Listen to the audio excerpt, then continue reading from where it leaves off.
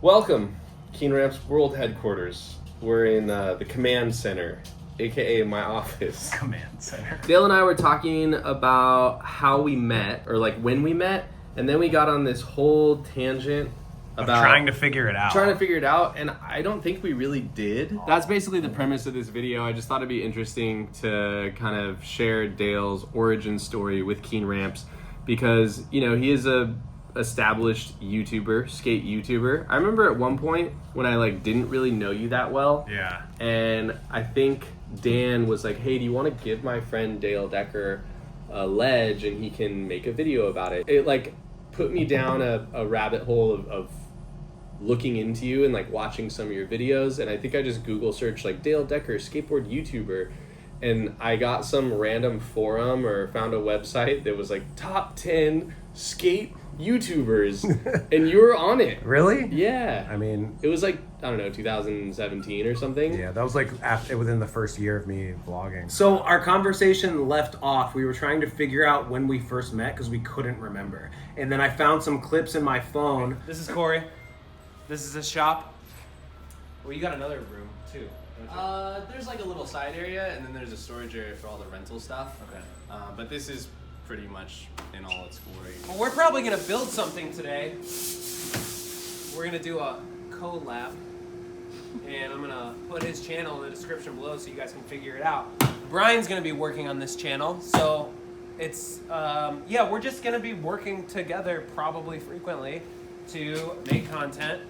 He wants to build this channel up. There's so many ideas that we can think of with the resources that we have here for his channel and mine. And I'm pretty sure that's the first time we met. Brian Betts took me over to you, to my your old shop for something. Like Brian was like, I'm going here to build a box or to build a rail, or I don't remember why we were there, but I was there filming a video. Oh yeah, I think Brian linked us up, so I was like, oh yeah, I'd love to make a video about that guy. Oh, I think that's what it was. And then we didn't like talk or see each other for like a long time until like later on when John moved to New York. He gave me his flat bar that you made for him. Although, this flat bar is not a cheap Walmart item. So like John and Brian were always like, yeah, you gotta meet Corey. Do you know Corey? Yeah. And then Dan started working for you like years later. And yes, we are a ramp building company. Yes, we do sell boxes and rails. I'm skating and hanging out with Dan all the time. Dan, turn around. Mr. Corrigan? Yeah, well, how the hell is this guy here? Then I think you asked to come on a mini ramp install. Okay, so we got A 2.5 by 20 mini ramp here. It's crazy how consistent you are getting into back to. Yeah, so I met Dan skating Cherry, and I think we were just skating the flat bar together, and then I got to talking to him, and then he had, I think, just moved to California, and he mentioned that he worked for an asphalt company, and at the time I needed somebody. I needed like a new person in the shop. I invited him to my house, and we like hung out and talked, and I was like, okay, cool, skated with this dude, invited him to the house, like he's totally gonna want a job for me. Like we jive. Yeah. And then he was just like, nah, I'm good. He just like didn't want to work for me. He didn't work the whole first year he moved here. He lived off of his savings. He was like, I'm not trying to work. I'm trying to like do the skate thing. He was super anti, and then he hit me up out of the blue one day and was like, all right, I'm down to work for you now. Nice. Hell yeah. I think this might have been before he was even working with you, but like I had asked you if I could go make a video at your ramp. At your Airbnb house. yeah. That might have been before the Nelk Boys install. Okay. I went to your Airbnb, skated your ramp. We did we did like a little video there, and then like a few months later, I went with you to do the install. Dan was already working for you. Yeah. My channel was doing really well in those like 2 year window. Yeah, My channel it was like popping. It was off. like right before COVID. I feel like 2018. 2019 to 2021 were like my peak years of my channel. Yeah. Okay. So it was right before COVID. We went to the Nelk Boys house, did the install. That video did really well on my channel. Yeah, I remember that. Did super well. And it was a real. You spent the whole day with us. It wasn't like.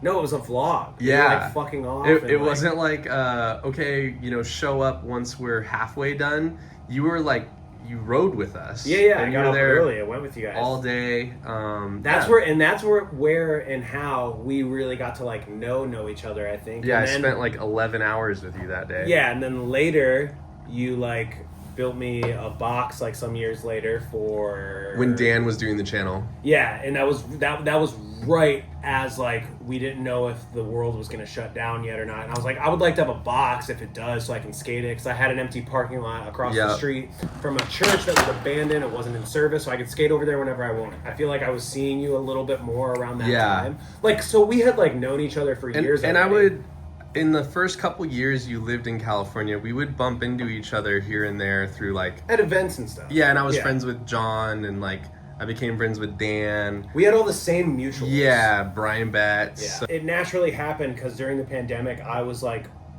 doing social media for CCS. I built their TikTok from the ground up. It is definitely easier to build a social media platform for a brand that is already super established. So for like CCS, everyone already knows what CCS is. So like, you know, we're marketing it as CCS, and I'm kind of just this new face to it. And so, you know, I just did what I knew worked. Then 2022 rolls around, and like we're after like the COVID boost, the COVID boom of where everyone oversupplied their fucking product, and then like, you know, 2020 comes around, and like we're pushing through the summer, and like all these layoffs start happening. Like big industry layoffs are happening. I think it was kind of 2021-ish. Yeah, maybe. Yeah. Well, then it hit the skate industry. 2022, CCS laid off a bunch of people. Vans laid off a bunch of people. Nike laid off a bunch of people. Ruka's been going through it. All of these companies in this lifestyle brand started laying people off, so CCS laid off their entire media team and marketing team. So then I was kind of panicking because my channel was also kind of, you know, I was coming off the COVID peak of when my channel was like really killing it, and I was under this impression that like, damn, all right, we finally did it, we made it, like channel's doing good, I'm like, I just keep doing this, you know. And then once everyone started to go outside again, I was panicking a little bit, like, and I was switching up formats on my channel, because I was like, oh, I don't know what to do, this stuff isn't working the same. You're trying to pivot. Yeah, because I was like, all right, well, I gotta be, you know, adjustable and like try new things and like throw new stuff at the wall, see what would work. A lot of it was not sticking at all. I had a few videos like stick here and there. I was kind of panicking when I got laid off from CCS, because I was like, fuck, dude, I need like another form of income. I might have to get like a job again. Which I was bummed about, because I had just went through this period of like, oh, you made it, you know, and now I'm like here. So I texted you and I was like, yo, do you need anyone for social media? And you were like, yeah, actually I do. You had texted me just letting you know I'm not doing CCS anymore. I got some time freed up, and it was kind of perfect timing because I had Cody Smith filming YouTube videos. I think we were doing like one a week. Yeah. It was going well, you know, like he's an excellent filmmaker, and I think the only thing that happened there was his videos were a little too polished, and it was that very raw era where everybody liked the lo-fi content. Yeah. Which is still going, by the way. Yeah, we're still in it. And I was thinking about trying out TikTok. Mm-hmm. I think I had made an account. You didn't really have much going on there, though. I posted like here and there, but it was like every couple weeks. I wasn't really giving it an honest effort. So I was like, yeah, actually, how about we start with you making 10 TikToks for me a month? Mm-hmm. Let's start there and see what happens. Yeah. And then you did that for me for like probably almost a year of just the TikToks. It was like 8 months, I remember, because I started in January, and by August I started doing I posted the first YouTube video that I did. That's right. Like, first of all, I'm like so grateful to be in this weird corner niche position, because, you know, as a YouTuber and like any influencer type career, you always have the question like lingering in the back of your mind, what the fuck am I going to do when this is over? And obviously the goal is to never have it be over. You want to make something and build something big enough and strong enough so that you can do it forever. It's hard, dude. It's fucking hard. It's hard. It is like, and I used to always hate when people would say this, like, oh, I have a business to run, my YouTube channel. People talk about their channels as like their business. Like, I hated that for whatever reason, but it actually is, because it is like, you have to like mold and adapt and tend to the trends. And it's like, but the thing is, since you're on the internet, everything moves infinitely faster than everything else. So it's just like, you have to really keep up with it. And so my point is that I ended up in this weird special place, you know?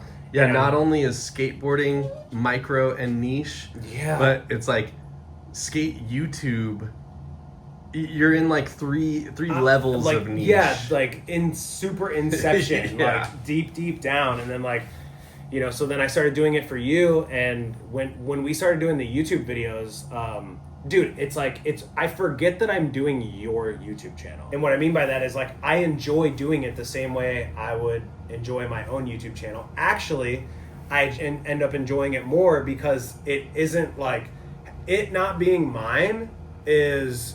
It takes so much pressure off, but I still get to have the same amount of fun when we make videos and like fuck around, and like I'm just grateful that I was able to transition into this, and I want to keep it going for like as long as possible, and hopefully even branch like out of skating into doing more, making more content, because I enjoy just making content in general, but it is exceptionally more fun to do it like with skating and with a friend. The thing I really like about having you in charge of the YouTube channel is, one, it kind of takes the pressure off of it just being me, because I've done a few of the videos where it's just me, or I'm on a solo like vlog mission, or I give someone else the camera, like one of the guys in the back, like, hey, film me do whatever, and it's a lot more, I feel that much more vulnerable,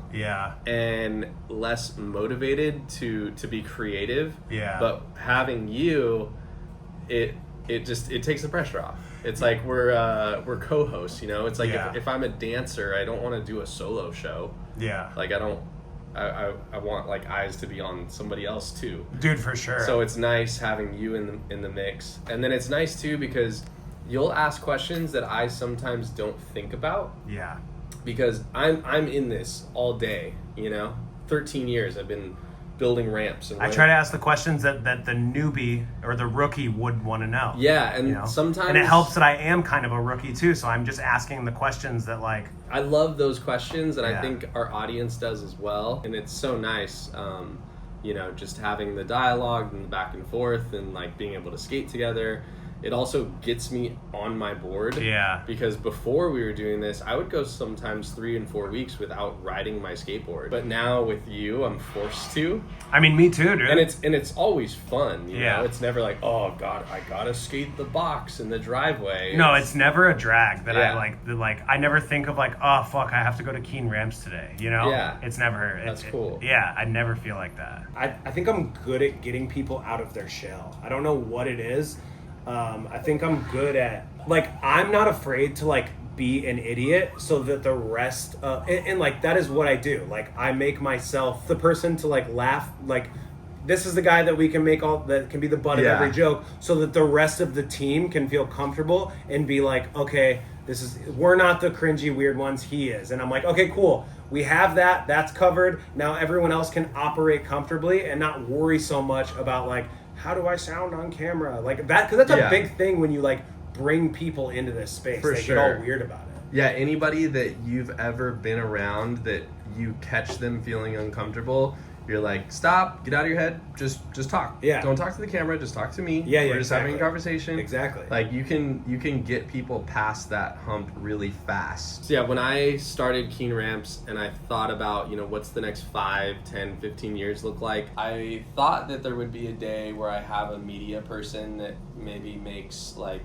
our commercials and helps with social media, but I never thought I'd have such a focus on YouTube. Which is cool. I'm from that era where I was once a skate YouTube hater. I thought it was all dumb.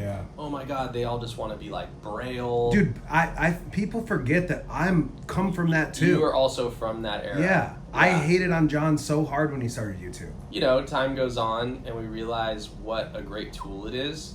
And I use YouTube for everything. I'm really happy and thankful that this is a large component of the business, because it's fun just sharing the knowledge. It's fun showing people what we do.